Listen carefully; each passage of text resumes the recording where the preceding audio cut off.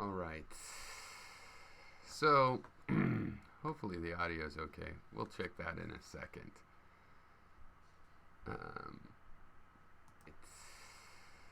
So, hopefully the audio is okay. Sounds fine to me. All right. It is still Christ Myth Day, and so Merry Christ Myth to Gary in Mendham. I don't mean to call you that. That's the fake Sega name, but in Mendham, and which I think is your proper name. I think of as your proper name. I am really pretty not so okay with holidays anymore, and for one particular reason mostly, but various, and so I don't want to be a big curmudgeon face and anti-holiday, big Scrooge head. I don't want to be a Grinch, unless I'm the Grinch at the end of the story. That would be okay. I really wouldn't want to go through what he went through to get there, though. But that's my basic attitude, is that it's just bullshit, and Santa loves the rich kids. The rich kids are better. Santa, he gives you presents based on how good you were, and so rich kids are just generally better than poor kids. Christmas proves it. But on the other hand, I have a certain amount of, it's a personal road that's got me here. I don't want to pee on anybody else's parade. So Merry Christmas. All right. Gary, I forgot to put the link to the particular video. It was something about how the title says Gary wasted time on Pyrrho. So the thing is, you spent a lot of time, Gary, talking about, well, I was talking about electrons, not those other things and whatnot. My point is, you're only talking about electrons, and the double slit experiment has been done on many kinds of particles. So maybe throughout the rest of your video, watching my video, you figured that out. I don't know. It didn't seem like it. My point is, you're describing the double slit experiment as though it's just with light. And you're saying, well, light and electrons, they interact a certain way. Okay, but what about when you put the electrons through? And, well, the electrons and the electrons interact in the same way. What about when you put neutrons through? These other experiments are hard to do, right? So that's just something that is yet another thing you would have to learn about in order to comment competently on it. You talk about diffraction and water waves a lot. The diffraction lines do, in principle, happen in water waves. The problem is, water has various temperatures and stuff, which puts noise in there. So you can't have, like, in a vacuum where you can create a vacuum and shoot laser through it of a particular wavelength, you can control that a lot. It's very hard to control a water tank and keep all of the extra vibrations out of it, right? But a lead container vacuum, that would keep all the disturbances out that would disturb the light and create noise, and you can keep other wavelengths of light out, but in water you can't. So diffraction patterns being subtle, you will not notice them. They'll get blurred out, right? And that's variously true, in general. Here's a diffraction pattern right there. No, over here. With electrons. Wikipedia electron diffraction. The fact is, I've said 100 times, diffraction is an interference pattern. I said in that video, and by the way, you kept trying to say, you're supposed to totally disprove my theory. Your theory is not clear enough. The statement of it is not concrete enough that I've not bothered to try to do that. What I was addressing in that video I made was the fact that you keep lying.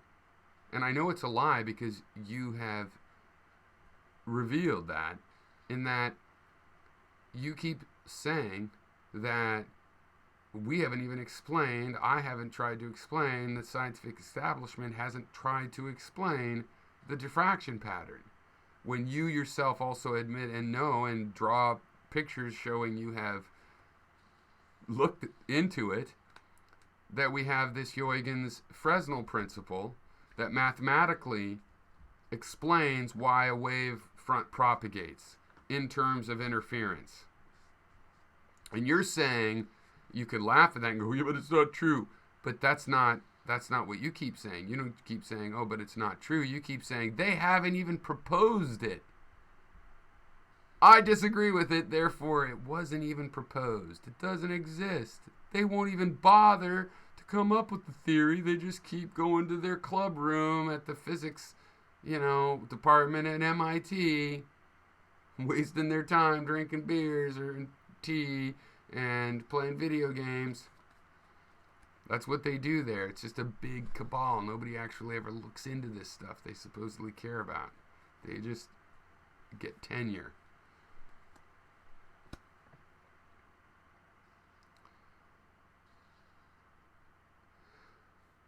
So I was bringing up that the two-slit experiment applies to other particles. And all those particles are not equally magnetic or anything like that. So why would they have the same behavior for the reasons you'd said? It's much more likely that it is related to the math, the width of the slits and things like that, what's allowed through, what's not allowed through. Right?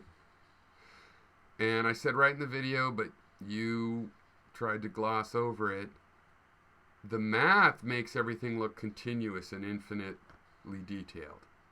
In reality, once you get down to the resolution of an individual water molecule, after that, it breaks down. At the level of the water molecule, the wave looks real still.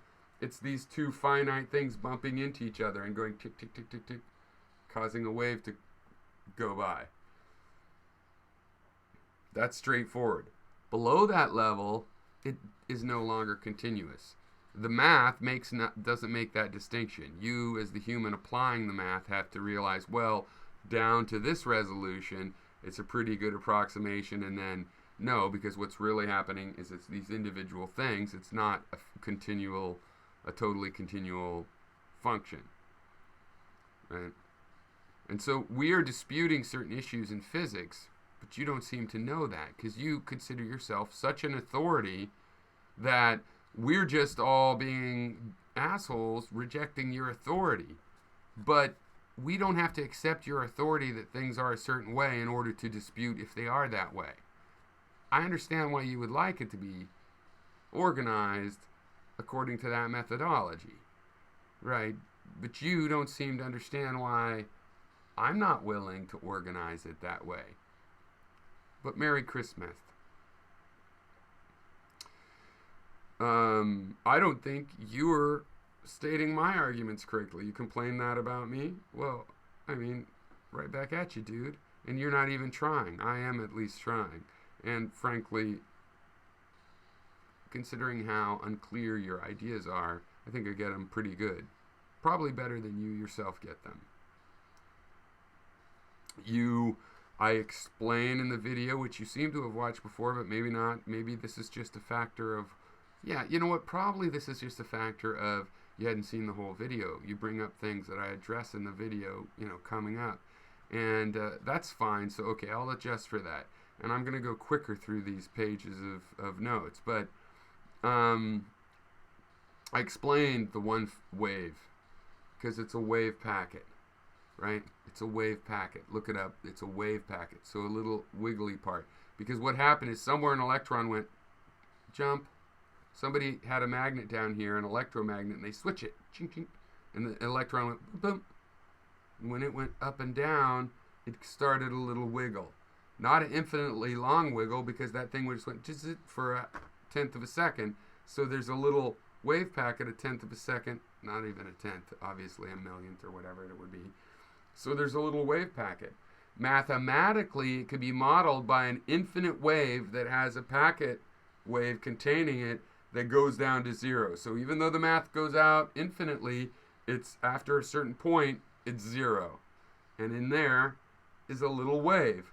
And in there is an infinite amount of detail in the math, but in reality, it's limited by the size of the molecules or whatever medium that it's in. And in the case of light, that smallest size is the Planck distance, which is very small indeed. I'm sure you're not following this. All right. So it's a wave packet. It's a little wave packet. A little wave packet. Right?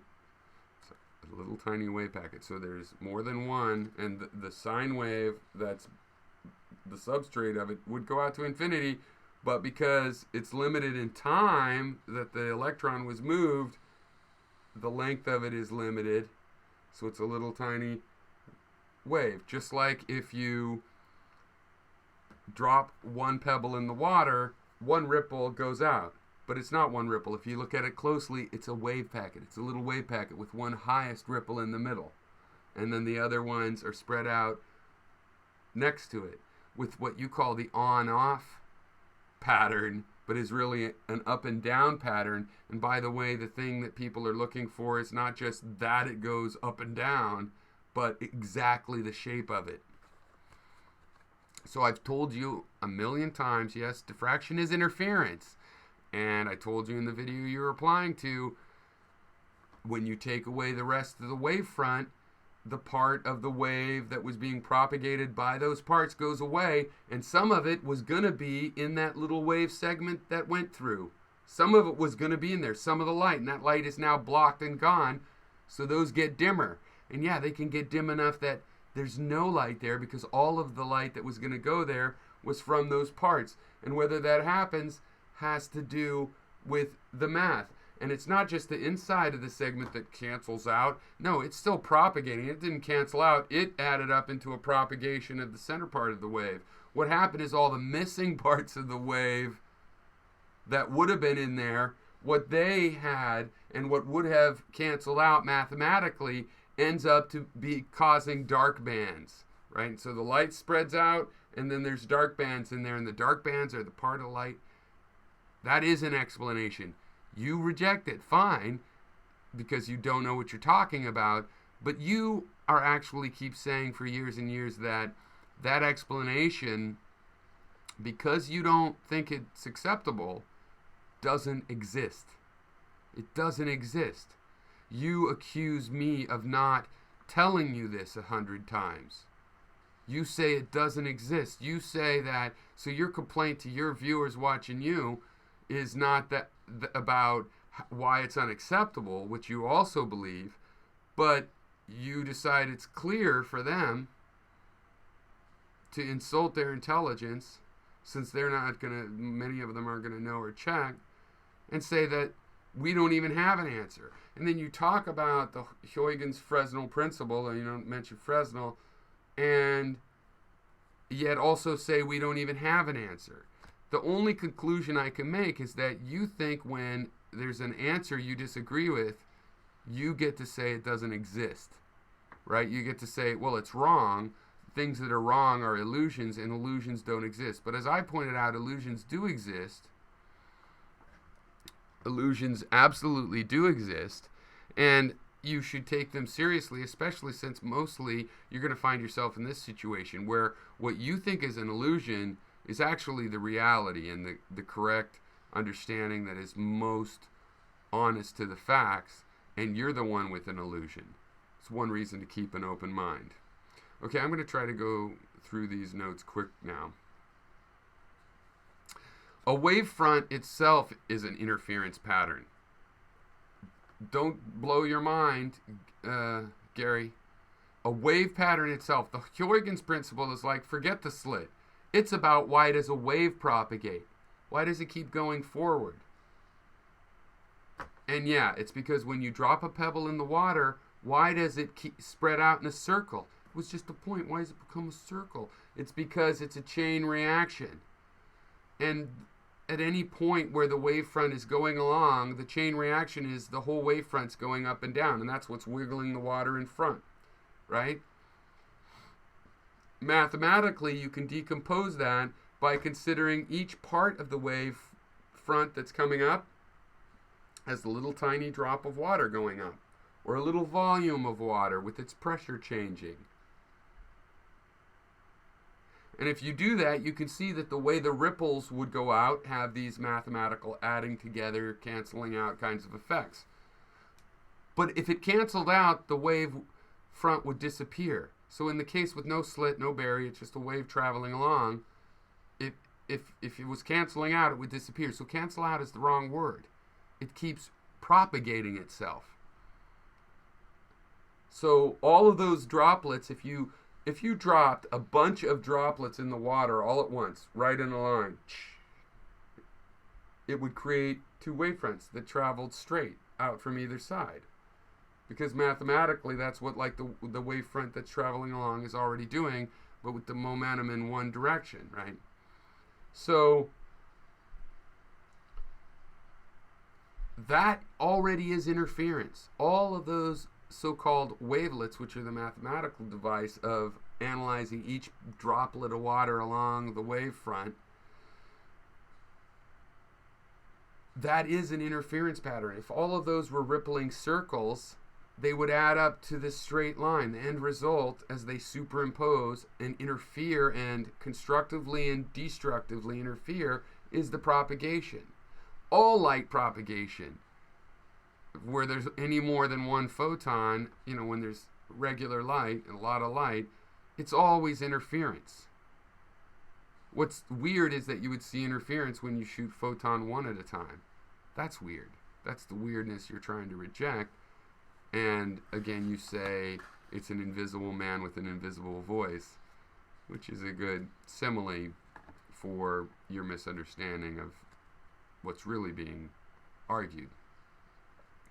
And you are asking us to believe a severe conspiracy at every university, every research place, all around the world. They're not just wrong and misguided, but it would have to be a conspiracy level. You say they've never actually done these experiments. Nobody ever actually checked, which is ludicrous. It's ludicrous. If you don't know that, I pity you, but it's ludicrous. There's a lot of corruption in science. Not like that. It's not like people don't even want to know how the universe really works. They just want to sit in clubs and drink tea. You mentioned that, for the wavefront to seem flat, it would have to be billions of times away from the photon. Yeah, the photon's really small. Its wavelength being in nanometers and whatnot. So yeah, it is millions or billions of times away from the screen. The math, I want to say, has infinity to it because that's the way math is. It's continuous and infinite. The real world is made up of atoms. It's discrete. It's millions of BBs. But if there's enough of them, then continuous math gets the principle. I don't know. Yeah, that's how it always is. And you want to say, well, Earth system has math. Well, you said your math will come up to the same thing, so it'll also have infinite sums in it. That's how math works. But you don't really know math, so maybe you should just really follow the poet physics rule and stop talking about math at all.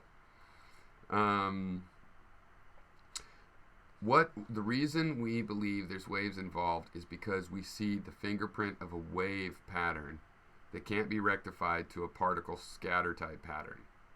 It can't. You can do your little BB with magnets. I agree, that would be an interesting experiment. Do that. And what you'll find is, no, there aren't those dark bands. You're going to have particle diffraction, which is a smooth gradient. There won't be these dark bandings where things just tend not to go. Go ahead and try it. Because in your head, what you're calling those field lines, and the photons are following them, and so would all the other particles. That's not what any magnetic or electric field lines look like in a slit,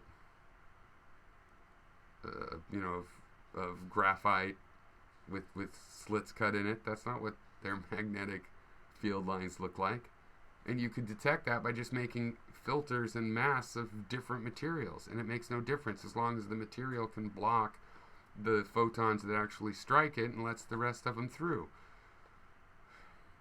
So anyway, you could disagree with that again, but don't lie and say we don't have a proposal.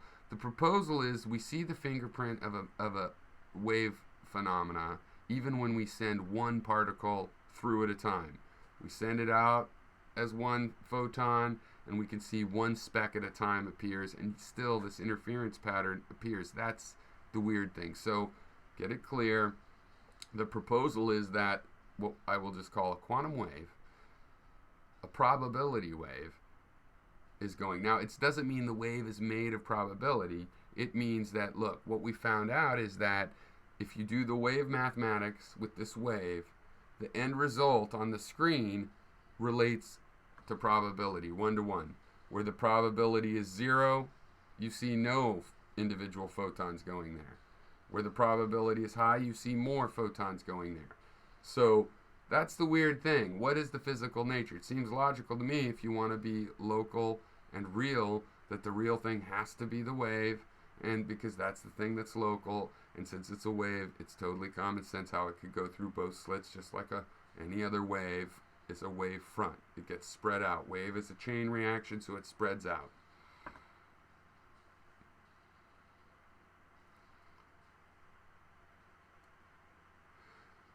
And you keep saying, oh, it's an on and off pattern, on and off pattern. We're looking for a little more detail than that, okay? It's not on and off. First of all, it's more like this, right?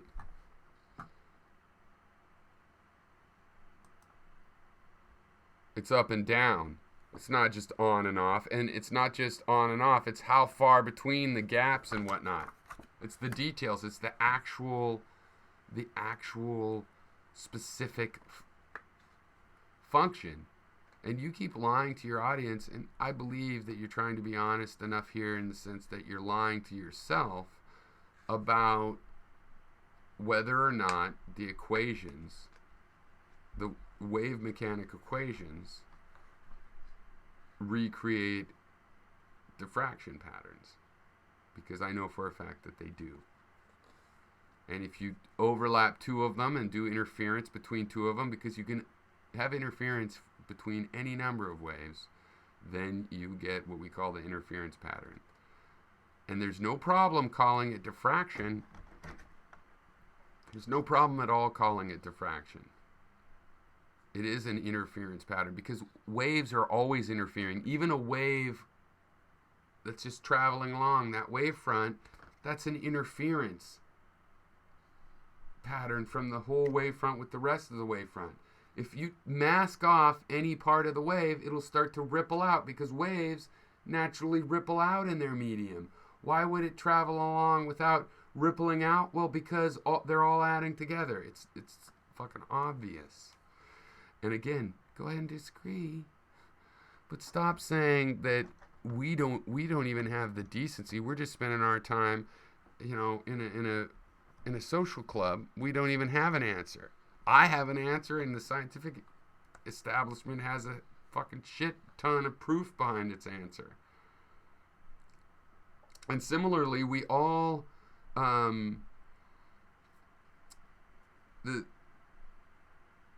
we believe all particles have a wavelength, and in this thing here, let's see. So here, the wavelength of an electron is given by the de Broglie. Okay, this is what we believe. And that ends up coming down, to your mass, right? And your momentum. So your mass and speed relative, to the frame of reference, right? And now the thing is, you could put in your own mass. I could put in my mass of my weight, right? And but we're not really particles. We're like a bag of particles.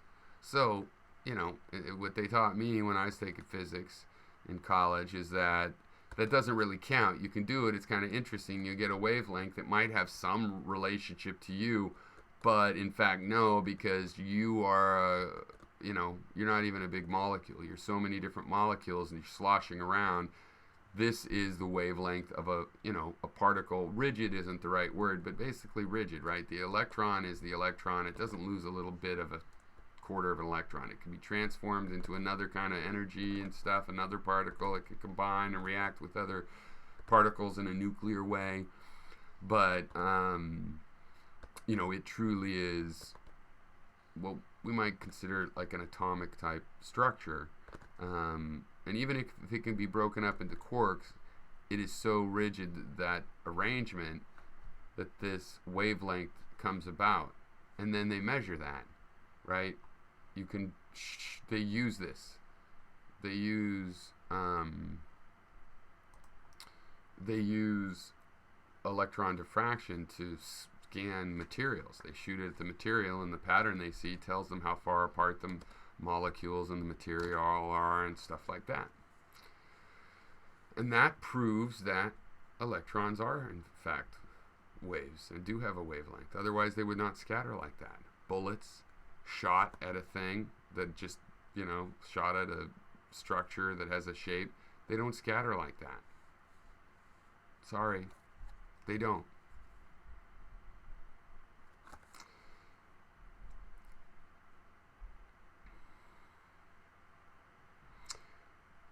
Again, I don't know. I think this is probably a lie, because you said black holes don't lens, and you must have searched the internet. Now, sometimes you talk so much about videos and stuff that you can see in videos. I think you might be limited to videos and maybe even YouTube videos. And maybe there's not a lot of videos about black holes do lens. But if you also Google, as I have always thought in the past, but now doubt, that you Google these things and look for written word, because it's a different group. With science, it's a different group of people, right? It starts off very written. It doesn't always make it to YouTube within the first, 100 years. So, I don't know. Maybe you only watch YouTube, but black holes do lens, and I've shown you pictures of galaxies that are doing the gravitational lensing of other galaxies behind them, because that's mostly, there's a lot of examples of that. So, in the center of these galaxies, according to astrophysicists right now, you might not know this, but it's Google away, are black holes. Basically, every galaxy has a black hole in the middle of it. And so it is the black hole and the rest of the galaxy, and all the dark matter, chew on that, that is doing the lensing. And if it's not them, it's something, because you can easily tell that it's lensing, because it's pretty easy to recognize lens effects, especially in the sky where there's a limited number of different kinds of objects. It's basically kinds of point source stars, kinds of nebula, and galaxies, which are groups of the former. There you go, that's it. And when you see something smeared in a circle around something else from in space, and little bits of it, you can do it. And also you can do the math, and yeah, I do that kind of math for a living, literally that kind. So decomposing things, changing, and mapping things back to figure out where the vanishing point is and stuff. It can be done, it has been done, and that's conclusive enough proof for me. I have granted to you that, who knows, maybe the guy that did it for Einstein lied. He lied saying he proved something he didn't really prove, that turned out to be true anyway, though. So lucky for him, because it's not the only reason we believe that. But it is true that it would be very difficult to do. So it's not a thing they try to reproduce when there's better ways to prove it. So they use the better ways. So your conspiracy theory wants to make a big thing of that, but the response to the conspiracy theory is, how about if we prove it better ways? Okay, yeah, we did that. You said many times in here that, okay, you were poo-pooing writing a program, but you say that the math doesn't generate a diffraction pattern, and you could write a simulation, right? And I said I would help you with that, meaning, I'll check the code, and if I have an objection, I'll say what it is and have a reason, and if not, I'll go, oh, that's interesting. It is the way you say.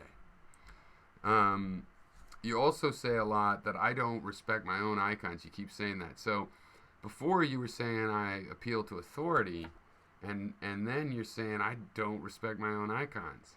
And it's the latter is true. I think Feynman's a great guy, and I have a lot of respect for him and kind of a love like you'd have for an artist you like or something. And for previous generations, somebody who's, made a great accomplishment and lots of food for thought. Doesn't mean I agree with everything he says.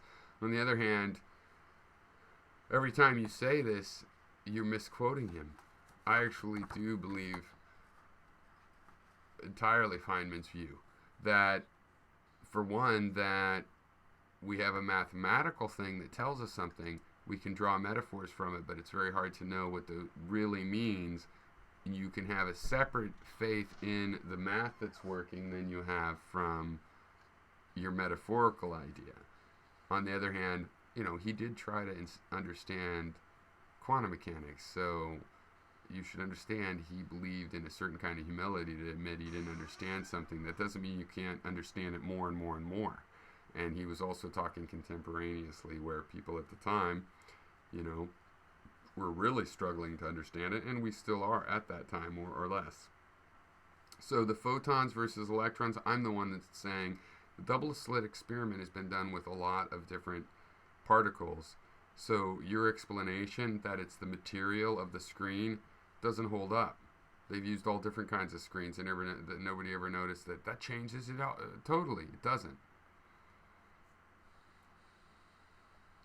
And also, it's a little bit silly when you say nobody's ever done these experiments, nobody's ever actually seen if the math connects. No, they have. You're the one that's never done an experiment about if reality connects to what you're saying. And you just want to say, but I've shown how it could be on and off. That's a little vague. That it goes on, especially since it doesn't go on and off. It goes up and down in intensity, right? And you described it that way. So why you would say on and off when it goes up and down, and the issue is how fast and exactly where does it go up and where does it go down? That's sort of the hard part that I would be waiting for you to get to, except for, of course, I'm not waiting for that at all. I would be surprised if that ever happens, but pleasantly surprised. But even though it's doomed to failure, I'll be there to take part and see how it goes. And if it works, I'll be like, wow, this is one of those craziest stories ever of science. But I'm not holding my breath, believe me. The electron has a very short wavelength. Oh, I know you disagree, but just don't say I didn't say it. Don't lie and say that I never said the electron has a wavelength. It does, and it's very short, so it's hard. You can't just get a picture of it, right? With light and prisms and stuff, you can spread light out. You can have photographic paper. But with an electron, how are you going to have a little tiny pixel on a CCD, your video camera?